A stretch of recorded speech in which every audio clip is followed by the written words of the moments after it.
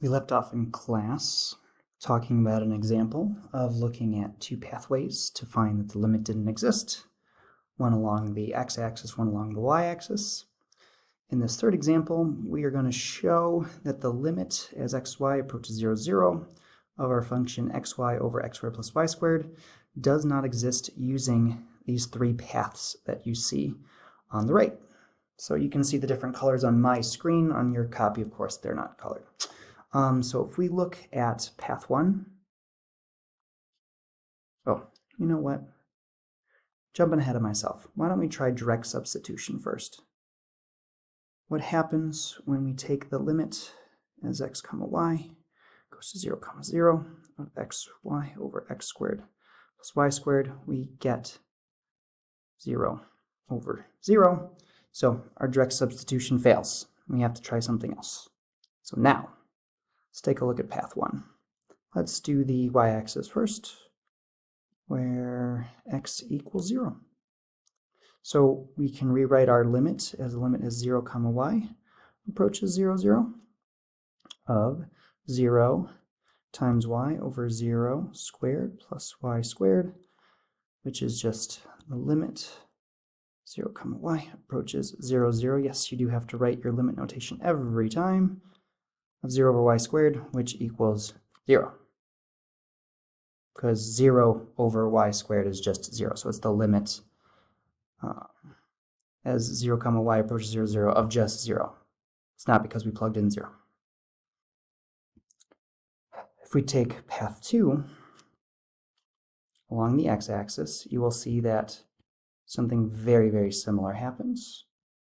So our limit as x comma 0 goes to 0, 0 of x times 0 over x squared plus 0 squared, which is the limit as x comma 0 goes to 0, 0 of 0 over x squared, which is just 0. 0 divided by x squared is 0 when x is not 0.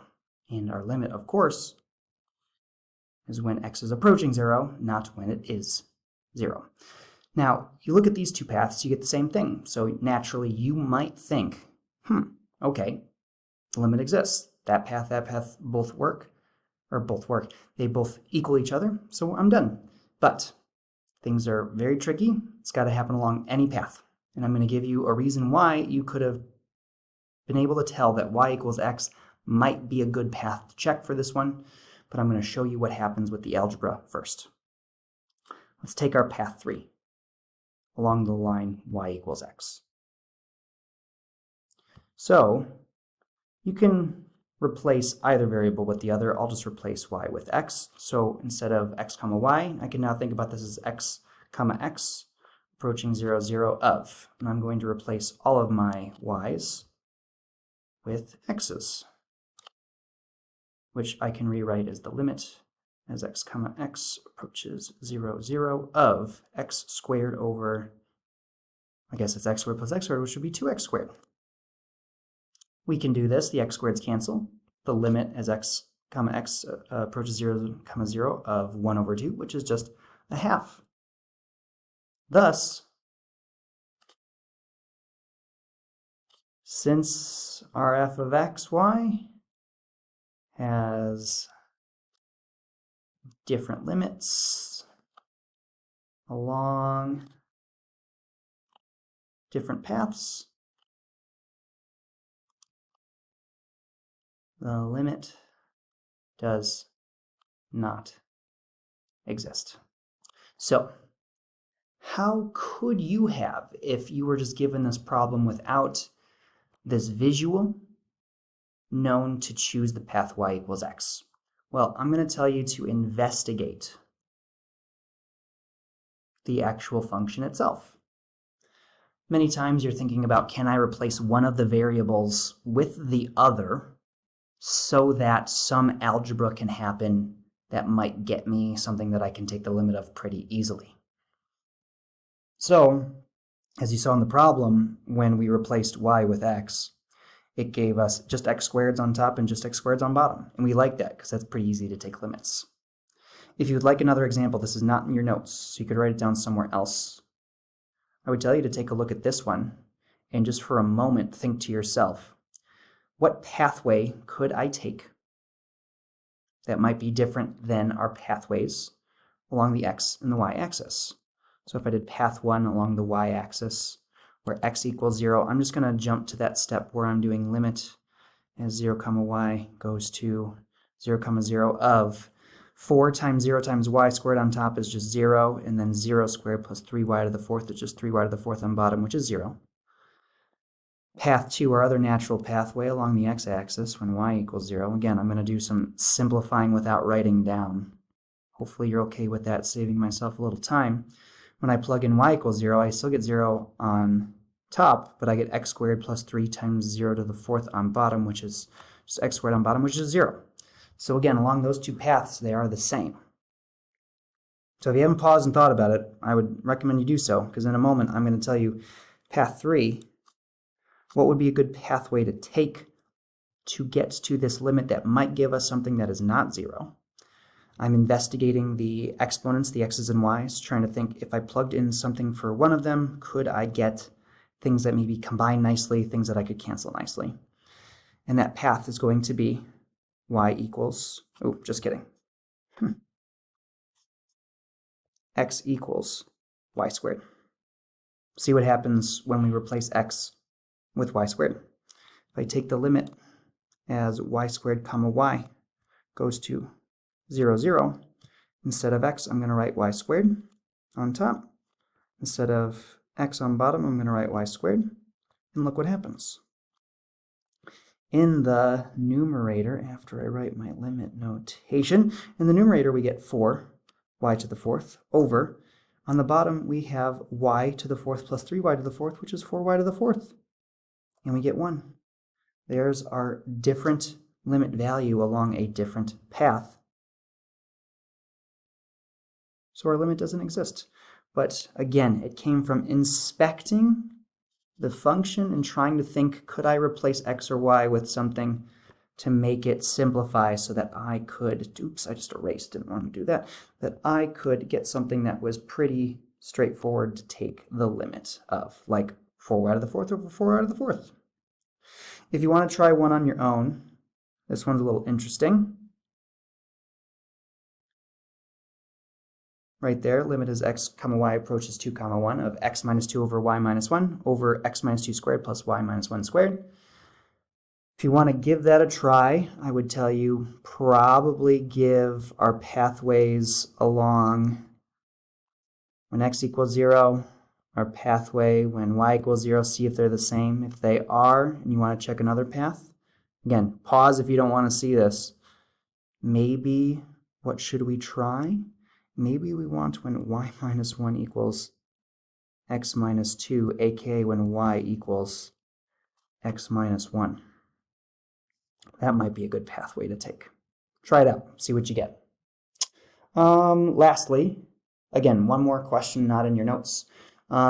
Please don't think that we have to do this in every single way. Remember, we have some of these limits where if you can factor, use squeeze theorem, use conjugates, sometimes that's going to be the play. Because if these limits exist, we can't literally find every single pathway to take that limit of. So if we have a limit that's going to exist, we probably need an algebraic way to do so. There's no algebraic way to show that that limit doesn't exist without just going through multiple paths. But for this one, if you tried multiple paths, how do you know how many paths you can do until you get to stop? Is 10 paths enough? Is 100 paths enough? I would say, no, not really, because it needs to be all paths. So there'd have to be another way to do a problem like this. So again, if you want to do this on your own, pause it, try it, think about what you would do. But I think in my guess for this problem, because I just took it out of a textbook, I think I would try to multiply by conjugates and see what I get. Let's try it out.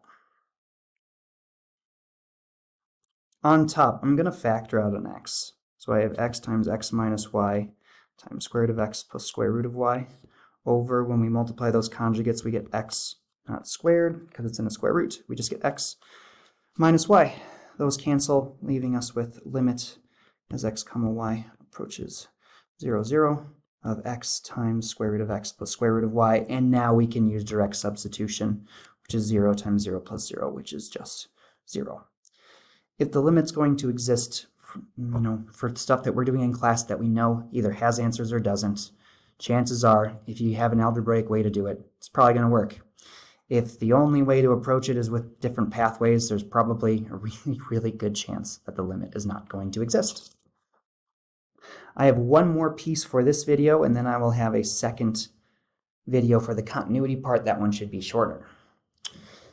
One other technique we can do to find values along different paths, if that's not working for us, if we just get the same answer over and over again and we don't know if it works, is going to polar coordinates. Hooray!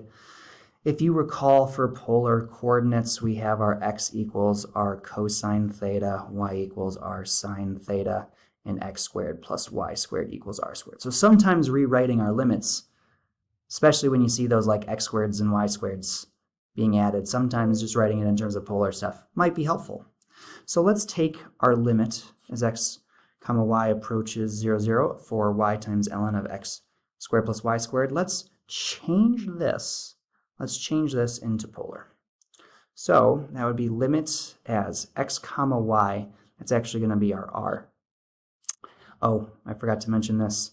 If we are changing it, remember, r is a greater than 0 number, so when we're approaching for our limits, r goes to 0.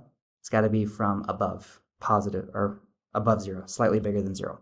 So we're going to do limit as r approaches 0 from above. What are we going to replace y with? That's going to be r sine theta times ln of, what are we going to replace x squared plus y squared with? That is r squared.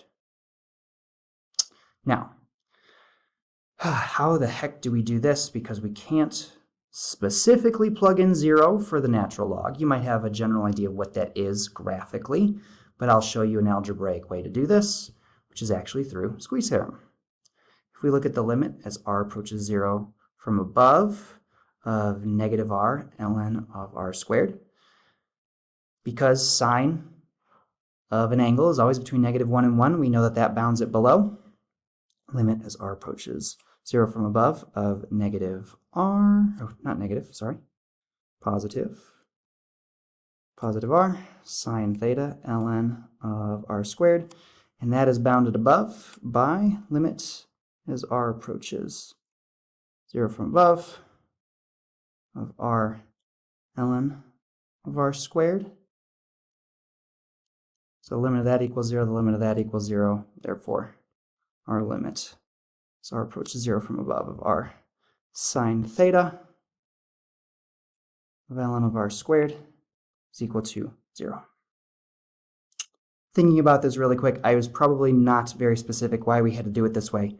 Please note that if we were plugging in 0, we'd get zeros there, but we don't quite have an idea of what sine is, but because the r ln of r squared thing will force us to go to 0, that's going to make the rest of it go to 0. It's not going to be a problem because sine isn't going to go to like an infinity or something.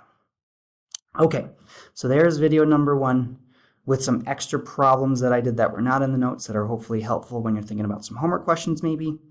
You can watch video 2 for the continuity thing, which is just a little bit more of me talking instead of a lot of me doing math. We'll do some math, but not as much.